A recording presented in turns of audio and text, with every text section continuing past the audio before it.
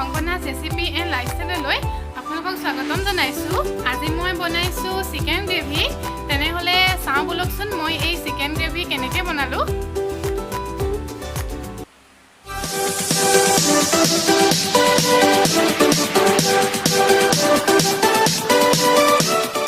কাৰণে মই লৈছোঁ আধা কেজি চিকেন। এইখিনি মই আগতেই নিমখ হালধি আৰু নেমু দি ভালকৈ ফ্ৰাই কৰি থৈছিলোঁ। এতিয়া মই লৈছোঁ দুটা পিঁয়াজ, এনেকৈ মই কাটি লৈছোঁ। এটা বিলাহী লৈছোঁ, দুটা আলু মই এনেকৈ কাটি ল'লোঁ। তিনিটা মই জলকীয়া লৈছোঁ, অলপ আদা নহৰু। গোটা মছলাৰ ভিতৰত মই লৈছোঁ জিৰা অলপ, জালুক অলপ, লং ইলাচি, ডালচেনি আৰু মই এচামুচ মিট মছলা লৈছোঁ। এতিয়া মই আদা নহৰুখিনি আৰু পিঁয়াজ অলপ মিক্সিত পিচি ল'ম। লগতে মই ইয়াতে ল'ম কেইটামান কাজু বাদাম আৰু কেইটামান খিচমিচ। এনেকৈ দিলে খাবলৈ খুব ধুনীয়া সোৱাদ হয়।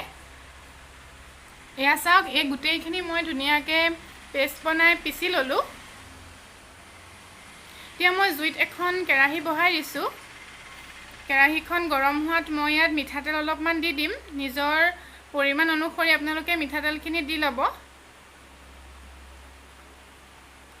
তেলখিনি গৰম হোৱাত মই ইয়াতে দিম আলুখিনি মই অলপ সময় ফ্ৰাই কৰি ল'ম। এনেকৈ আলুখিনি ফ্ৰাই কৰি ল'লে খাবলৈ ভাল হয়। কম জুইত মই এইখিনি মিনিমাম 2-3 মিনিট ধুনীয়াকৈ ভাজি ল'লোঁ। এতিয়া হৈ গৈছে এইখিনি। এতিয়া মই এইখিনি টুকি থ'ম।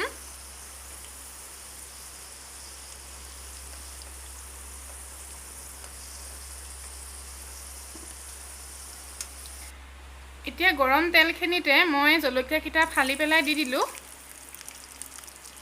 লগতে মই লং ইলাচি, ডালচেনিখিনি ইয়াতে দি দিম।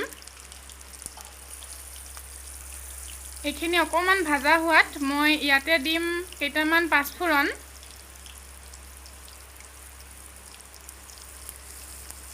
আৰু এতিয়া মই ইয়াতে দি দিম পিঁয়াজখিনি। এইখিনি কম জুইত মই অলপ সময় লৰাই ভাজি ল'ম। এয়া চাওক, এয়া মই এনেকৈ ভাজি ল'লোঁ। এতিয়া মই ইয়াতে দিম চিকেনখিনি।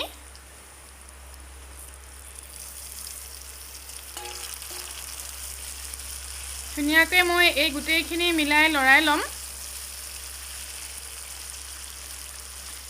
যিখিনি আলু মই আগতে ফ্ৰাই কৰি থৈছিলোঁ, সেই আলুখিনিও মই ইয়াতে দি দিলোঁ। আৰু এতিয়া মই দিম মছলাৰ পেষ্টখিনি। এয়া চাওক, এয়া মই মছলাৰ পেষ্টখিনি ইয়াতে দি দিলোঁ। আৰু গোটেইখিনি ধুনীয়াকৈ মই লৰাই লৈছোঁ।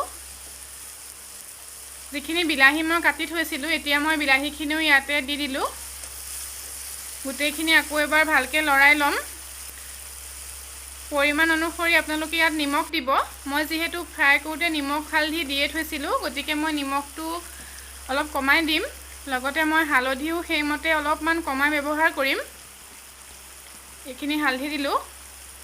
এতিয়া মই মিট মছলাখিনি ইয়াতে দি দিম।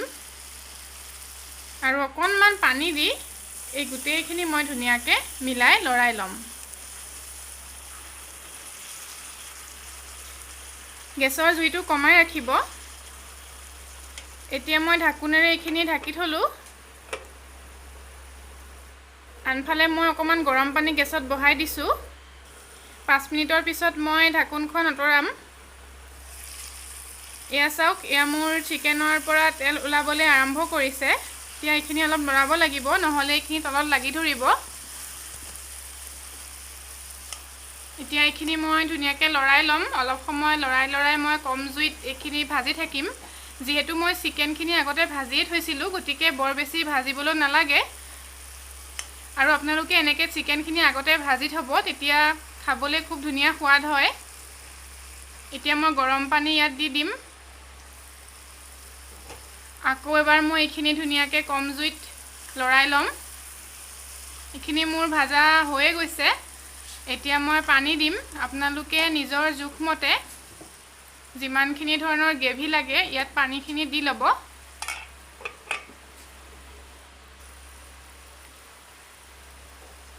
এয়া চাওক, এয়া মোৰ পানী দিবলৈ হৈ গৈছে। মাংস আলু দুইখিনি ধুনীয়াকৈ সিজিয়ে গৈছে।